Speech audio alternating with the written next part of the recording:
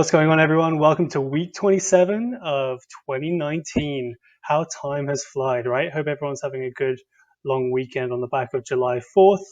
This is our 27th week in the year, and we're going to give you a little bit of an update about what's going on in the products and also what's going on in the news in both cryptocurrency and blockchain. So starting with MatchBX, which is the next product to come out in V1.0.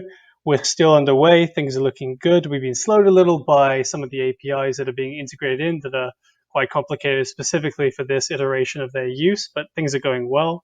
We've also onboarded a new developer. So we'd probably say end of July is a good estimate for when we'll have a live working version that we're able to share with the general community. Just wanted to show here that we do have things in place. Things are being booked through. Things are being delegated. So very excited to share that with everyone once it's ready to go live. So lots of things here from different categories, skill sets, difficulties, forms of crypto that you want to either look up the jobs for if you're a freelancer or you want to offer if you're a job poster yourself, things like that, which will really go a long way. Different languages, light and dark schemes, a lot of these things that were not baked in before. So that's early days. Also quite excited to share what we're doing with PayBX, which is the app to come out right after MatchBX. And I've got up here on my screen the mobile application user stories that we've been working through. So these are all signed off and approved. And keep in mind, this isn't design. This is not design. This is just the user story. Don't freak out. We know the design here isn't good. We just wanted to make sure everyone was on the same page about what we're expecting out of the application. So basically, a way to use your crypto in real life through a form of card. So we're excited to see that come out. We'll share more detail on that later. And this was already shared with Prime, and we think that this will be probably the biggest deliverable that we've done to date for specifically cryptocurrency and blockchain payments. So very much in Resolvr and some of the other tools, it's a function that's complementary as opposed to the main show, but here it's with PayBX definitely the main show. So keep an eye out for that. In other news, speaking of Resolvr, we're going to be increasing the burn from 10,000 a week to 20,000 a week, and then the big monthly burns will increase from 100,000 to 200,000. That's on the back of some news I mentioned last week about a verbal agreement for a client for Resolvr. So stay tuned for the official announcement, but regardless of the detail of that, we're going to be increasing the burn starting next week, so stay tuned. That's Monday, this coming Monday, so keep an eye out on July 8th.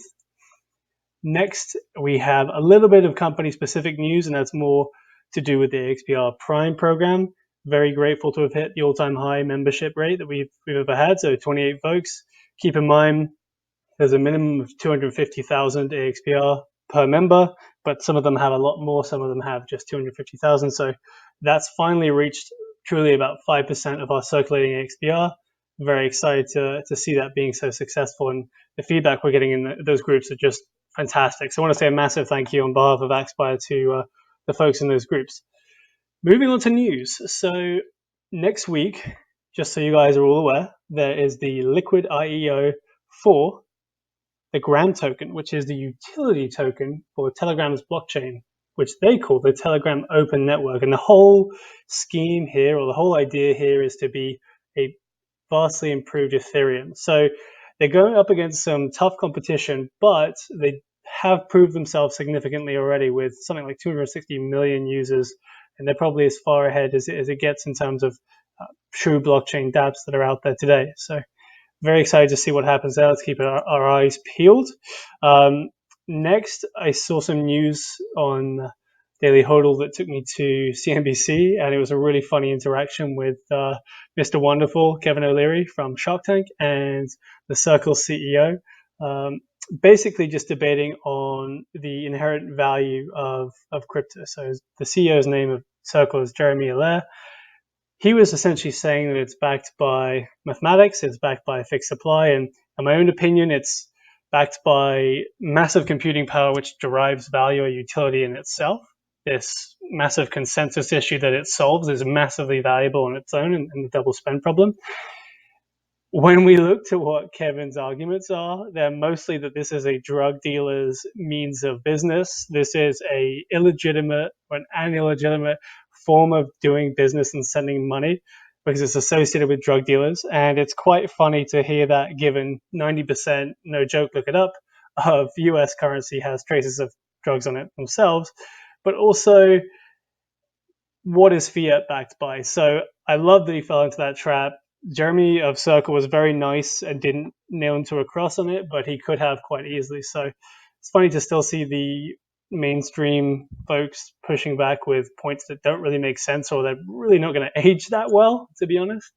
But I'll leave it at that. So next, in the more cryptocurrency-centric sphere, we have Litecoin halvening happening on August 6, 2019. Keep an eye out for that.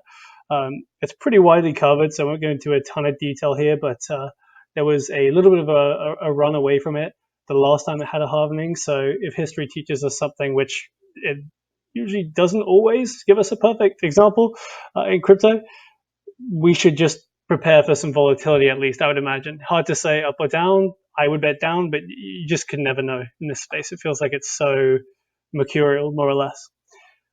Found a really interesting article from folks of a blockchain group called the Ocean Protocol, who are launching a sort of KYC for cars in Singapore. Essentially, if you've seen an advertisement for Show Me the Carfax, it's basically this, and the added benefit of blockchain is security and data integrity. So they're essentially going to allow you to see what's happened on that vehicle going back as many years as is available, and that is immutable on a blockchain, more or less. They had a quote here saying essentially they're going to allow companies to use this platform to share and monetize data in a secure, traceable, and privacy-preserving manner. Super interesting.